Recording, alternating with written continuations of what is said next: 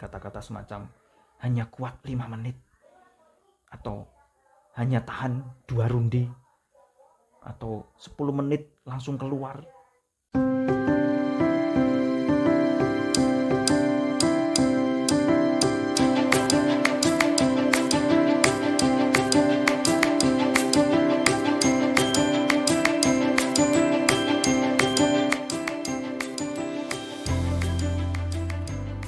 Apa kabar?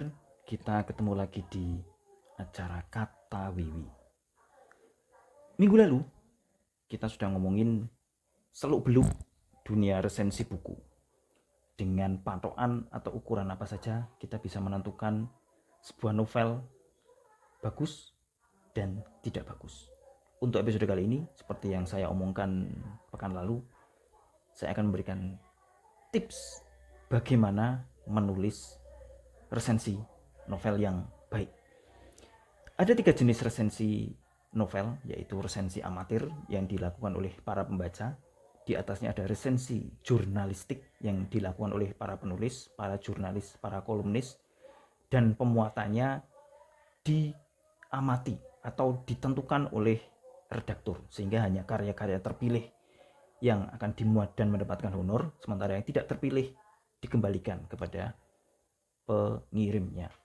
Dan di tingkat tertinggi adalah resensi kelas akademik, di mana kita meresensi dengan referensi-referensi yang ilmiah dan pendekatan-pendekatan teori-teori ilmiah, entah dari sastra, entah dari filsafat, dan lain sebagainya.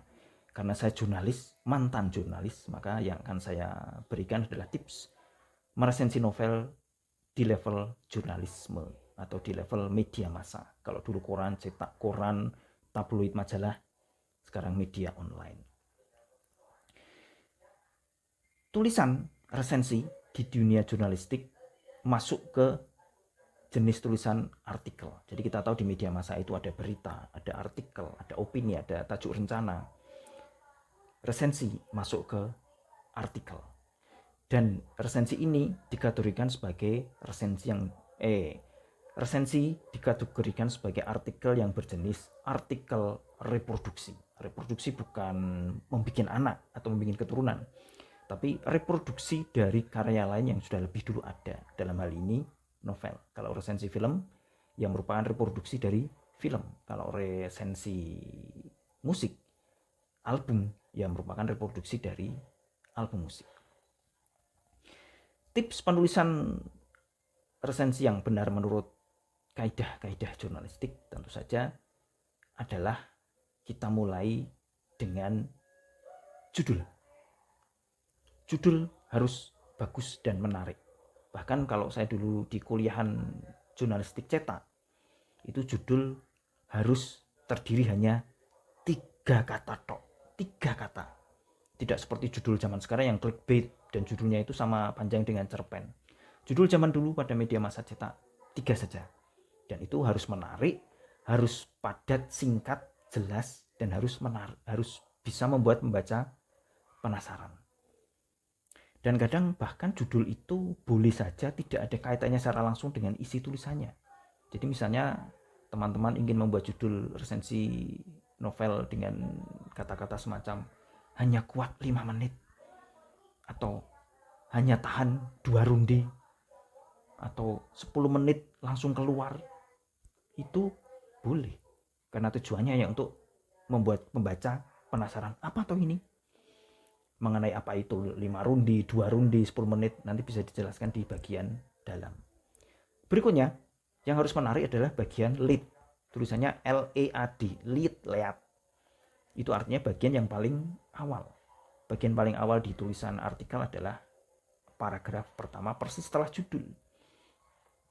Pada bagian paling awal ini kita juga bisa menggunakan trik sama seperti judul, yaitu yang penting menarik dan tidak harus selalu berkaitan dengan buku yang tengah diresensi. Saya sering membuat judul lead paragraf pertama itu seperti semacam ini. Misalnya, membaca buku ini, membaca novel ini terasa seperti masuk ke taman bermain yang bagian depannya meriah dan penuh cahaya dan heboh sekali. Tapi begitu masuk, di dalamnya hanya ada satu kursi goyang. Pembaca pasti bingung, apa hubungannya antara novel yang sedang diresensi dengan taman bermain dan kursi goyang. Nah, itu nanti dijelaskan di bagian dalam. Setelah hal yang menarik satu paragraf, dan dalam dunia jurnalistik itu berlaku ketentuan bahwa satu paragraf itu kalau bisa tidak melebihi 4 baris. Nah, nanti ditentukan sendiri 4 barisnya itu 4 baris di MS Word atau 4 baris di korannya atau di media online-nya. Yang penting satu paragraf itu jangan terlalu panjang. Setelah selesai lead satu paragraf, berikutnya adalah sinopsis dari novel itu. Sinopsis kita sudah tahu, ringkasan isi cerita. Yang penting jangan terlalu banyak menampilkan sinopsis. Yang paling singkat aja nggak apa-apa. Dan tentu saja jangan sampai ada spoiler mengenai ceritanya atau apalagi plot twistnya. Habis sinopsis, berikutnya adalah data dan fakta, yaitu mengenai bukunya. Ini buku jenis apa, diterbitkan oleh siapa, tahun berapa, cetakan keberapa. Lalu ini buku keberapa dari sang pengarang bersangkutan. Sang pengarang itu juga asalnya dari mana, dia siapa, background kepenulisannya apa, biasanya dia sibuk sebagai apa. Itu dijelaskan dalam bagian data dan fakta. Di bawahnya kita baru munculkan awalan dari penilaian kita, resensi kita. Dan kita harus demi sopan santun mulai dengan apresiasi atau pujian. Kita cari bagian mana yang merupakan kelebihan novel itu, bagian yang bagus, dengan patokan aspek-aspek seperti yang sudah saya sebut dalam episode kemarin. Bahasanya, karakterisasinya, plotnya, temanya, dan seterusnya. Kemudian barulah setelah itu kita masuk ke bagian kritiknya. Kita menyoroti kekurangan-kekurangan dari novel itu. Lagi tetap berpatokan dari aspek-aspek yang sudah saya paparkan dalam episode kemarin. Setelah kita kritik, kalau bisa kritiknya jangan terlalu pedes. Makanya di dalam kaidah jurnalistik itu sangat penting berbahasa secara elegan. Memuji tapi elegan, tidak tampak seperti iklan.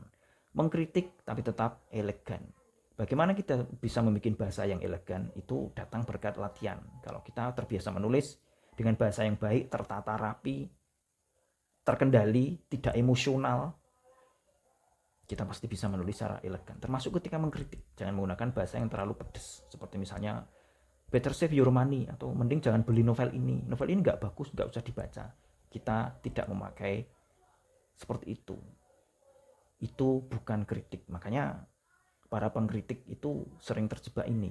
Yang dibilang kritik itu ternyata sudah sampai ke aspek menghujat atau bahkan merendahkan, sehingga kemudian terjerat entah UU ITE atau KUHP.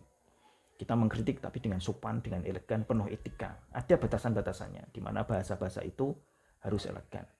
Nah, setelah mengkritik, kita kembali memuji. Jadi kita memuji, mengkritik, lalu memuji lagi. Setelah mengkritik itu, bahasa kita adalah seperti kita mengatakan bahwa meskipun novel ini banyak kekurangan, tapi tetap saja ini sesuatu yang harus dihargai. Karena ya kita tahu membuat sebuah novel bahkan 100 halaman itu saja bukan merupakan sebuah pekerjaan yang gampang. Sehingga itu harus dihargai. Nah, dalam bagian memuji, mengkritik, dalam memuji lagi ini, barulah kita bisa jelaskan apa yang kita maksud dengan judul tadi. Mengapa hanya tahan 2 runde? Ya misalnya, karena novelnya tidak terlalu bagus, maka banyak orang yang tidak selesai baca. Hanya 2 runde terus selesai. Hanya 5 menit langsung keluar, maksudnya keluar kamar. Terus juga bahwa membaca novel ini kayak masuk ke taman bermain yang meriah, tapi setelah masuk ke dalamnya, itu di dalam cuma ada satu kursi goyang. Itu misalnya kita pakai sebagai simbolisasi bahwa novel ini heboh sekali, dibicarakan di mana-mana, pengarangnya terkenal, bestseller, difilmkan. Tapi setelah kita masuk ke dalam, kita bedah isi novelnya, ternyata kita menemukan banyak sekali kekurangan yang membuat kita kayak ngerasa nggak dapat apa-apa gitu. Hanya ada satu kursi goyang.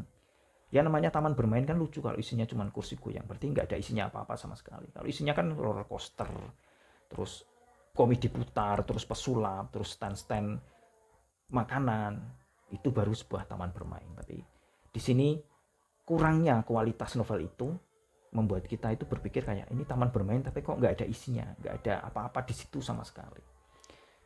Simbolik-simbolik itu tadi yang membuat pembaca penasaran dijelaskan di bagian ini, bagian ketika kita memuji, mengkritik, dan memuji lagi. Terus kita tutup dengan bagian kesimpulan. Biasanya kalau saya sih kesimpulan itu biasanya berupa penghargaan. Jadi satu dengan penghargaan atau jadi satu dengan pujian yang terakhir itu tadi, bahwa sekalipun buku ini banyak kekurangan tapi tetap saja ini layak untuk dibaca dan semua orang harus memperhatikan dan membacanya.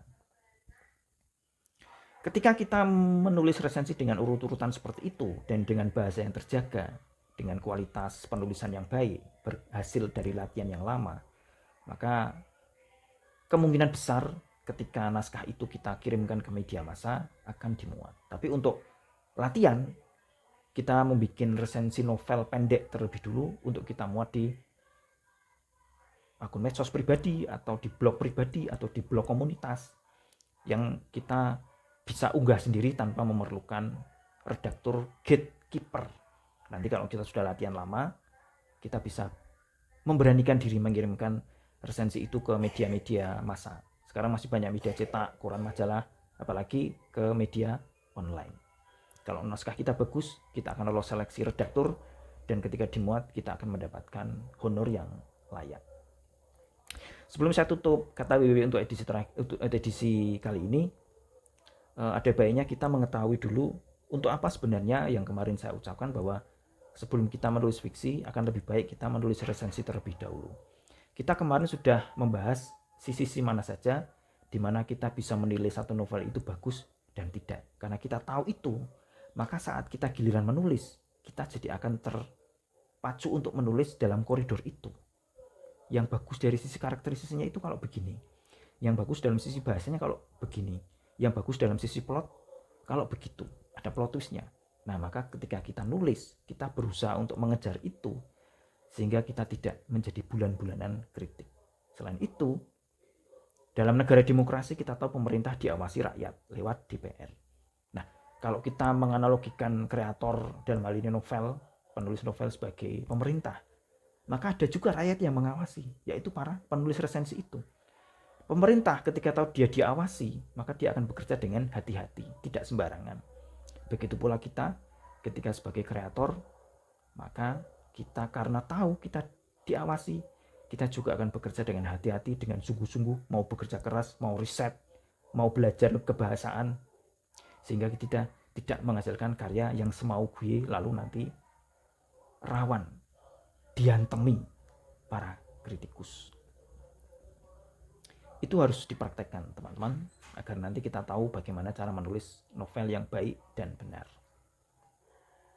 Dan itu mengakhiri perjumpaan kita di edisi kali ini dari Kata Wiwi. Minggu depan saya akan memberikan suatu kursus kilat yang ini spektakuler, yaitu kursus kilat menulis skenario, agar teman-teman semua menguasai dasar-dasar penulisan skenario dan bisa membuat film sendiri-sendiri. Jadi membuat film itu nggak harus kenal dengan para produser atau sutradara kenamaan Jakarta, tapi kita langsung bisa mulai hari ini dari rumah kita sendiri, dari konco-konco kita sendiri, dari geng kita sendiri.